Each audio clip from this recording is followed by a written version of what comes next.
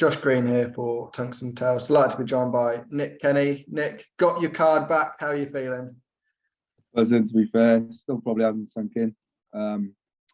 It's a long week, to be fair. Still really tired, to be fair. It was a long 7 days of a lot of competitive darts, but, got over the line in the end. Last minute man yet again. But, yeah, just excited now. I've got a few weeks off, traveling or anything like that. And got my diary ready this week to book in what I need to for this year at least. I know it's 2 years, but, it's going to be good. I'm excited, to be fair.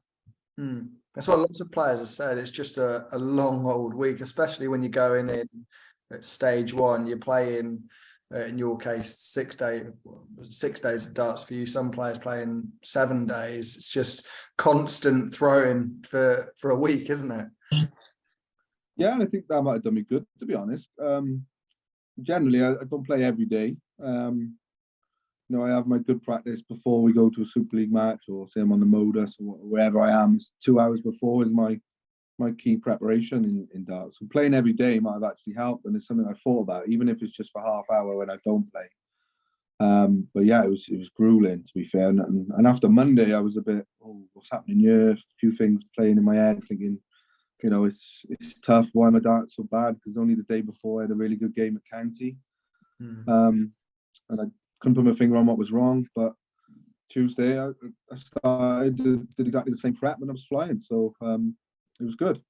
Yeah. What was the experience like in comparison to previous years? I know, obviously, it's the 2 stages nowadays. You go into that second stage, and the 128 players in the room, most of them are Pro Tour standard now. That's just the way it is. Yeah. So personally, obviously, last year I was on a down, really, because obviously I'd lost my tour cards. My confidence was really low. I still thought I was good enough to get my tour card back, and I actually didn't play that bad. But a few things playing in the head then, at 2022 Q-School, it just didn't happen. Even though I probably averaged about 87, 88 for the week. But this time, obviously, out on the back of last year and being top of a few tables in counties and Super Leagues, and the confidence is back. I've done really well on the WDF, did well at the World Masters last month. So yeah, confidence-wise, I like that environment as well. Except for one niggle with the chairs, the squeaky chairs that a lot of the players weren't too happy about. When you're on a double, it's the best environment to play in. Basically, you've got the dividers, you can't see what's going on. Just you against your opponent, really. Just play your own game. And I think as long as my first dart lands properly, I've got a good chance of beating anybody, because I hit a lot of 180s and my scoring's really good. And it all comes together then. Probably Thursday I was a bit disappointed, but I kept my head together and done the business on Sunday. Well, talk to me a little bit about the first stage, because I've seen a few players and a few people saying it's a bit of a lottery, really. It's down to the draw. If you get a kind draw, you'll get through. If you get a nasty draw, there can be some top players that don't make it through that first stage. Is that kind of how you see it? Yeah, I think that's part and parcel of it, because it's not a seeded thing. Well, none of it's seeded or anything like that. So everyone who goes there thinks they've got a chance, and some people got through you might not have expected to get through, but they deserve to get through because they did what they had to do, I suppose. It's tough if you're playing against a really good player. You've got to beat that player, otherwise you're not going to get any points. There's a couple of times, like I was playing in my own head. If I know what to expect with my opponent, then I know, I like sort of to play the better players, because I know what to expect. I think I lost on the Monday. I didn't really know what to expect, and I know the guy John Cook. He got through to the final stage, but I've seen he's up and coming, and not I say up and coming. He's a lot older than me, but he's been playing well locally in Port Call, and I thought it was going to be challenging, but we were both hit or miss. So, say I was playing Robert Rickwood, he doesn't miss, so he's always around that treble 20. If you're not on a game, then you're doomed, basically. The same with I know I lost to Graham Hall on the Friday, but every leg went with throw. It was just nip and tuck, and know what to expect with him. So you're going to get them draws where players are drawing each other. There's some humdingers in both stages, to be fair. There's some really class players. There's some averages coming out that think, well, how didn't he get through without averages? But at the end of the day, it's not about the averages, it's about your timing, really, and taking your chances. So to be fair, I expected it. It happened last year. There was some players I thought, oh, he haven't come through this stage. I think Jamie Lewis was one didn't come through last year. If you look this year, I know that Sean Fisher, for example, he was playing really well and doing okay, in Wales. So, and there was other names at the top of my head. There's that many people there I can't remember, but yeah, it was all about myself really, getting to that last stage and then doing the business there. Turning it back to when you previously lost your card, obviously you reached the Worlds that year, and there was a lot of pressure on that one match. If you win that, you probably keep your card. If you lose that, unfortunately, not the case. Was that the thinking at the time, and how much pressure was that? During the match, I think it was there subconsciously, I think, where I played Ali Pali the year before, there was no crowd. And I just seemed to be alert to everything and didn't sort of switch off from everything that was going on, maybe. My prep was good. My practice darts were good. And, even in the practice room, we have a little room where you both throw in until the game's finished and then you go on. And to be fair, he had the best average of the first round, Roby. So it was a bit of everything, really. It was a bit surreal. Obviously, there was the crowd. I don't know what happened in that aspect again, because obviously that's the biggest crowd I've played in. So I sort of think it didn't put me off, but I don't know if it did. I don't know if it was just him playing out of his skin and 99 points in average. But it wasn't about my head, obviously, that if I won. But I just didn't play my game.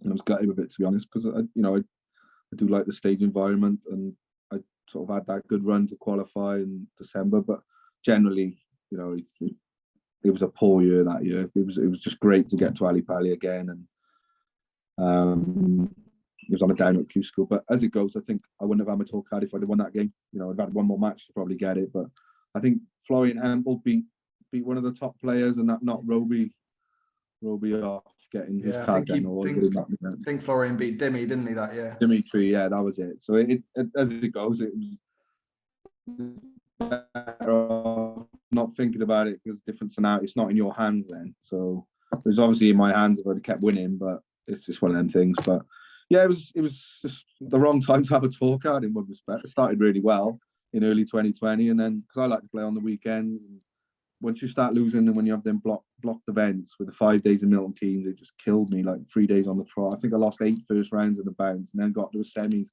It clicked in the end. But I like to sort of, if you have, say I have one bad weekend on a pro tour, you go back, you play your local leagues, maybe get a bit of confidence back, and go again. But 5 or 6 days on the trot and you constantly losing, it's not good for your head, and it's not good for your confidence at all.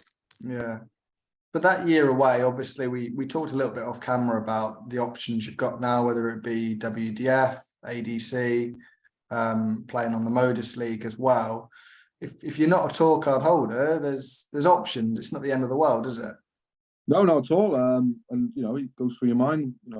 Obviously my diary's not been completed until Sunday. I didn't know what was going on, and now I can plan. I know I'm going to be on the pro tour, but it was going to be Milton Keynes tomorrow night. And after that long week, you're thinking, I've got to go back to Milton Keynes and try and get to the top of the challenge tour, and it all goes through your head. But Modus have been great with me. They've invited me down. They've sort of accommodated my work as well. So I can play on the Thursday and Friday nights. I was going to be looking at the ADC. There's a few of the round robins I looked at, and also tournaments where you can build your rankings. I wasn't too bothered about the what's the partnership with the Modus and ADC, because I probably would be invited anyway. But it will look good, and it's very good for the amateurs, and a lot of the boys around are going to them events around Wales now. Yeah, the WDF, obviously the World Masters was a good tournament. A bit of a kick in the teeth that we didn't get to play a World Championships. We didn't expect to in January, but I did qualify for the Lakeside, so I did take it on the chin now. I'm not going to be playing in that, but hopefully I'll do really well and potentially qualify for Ali Pali.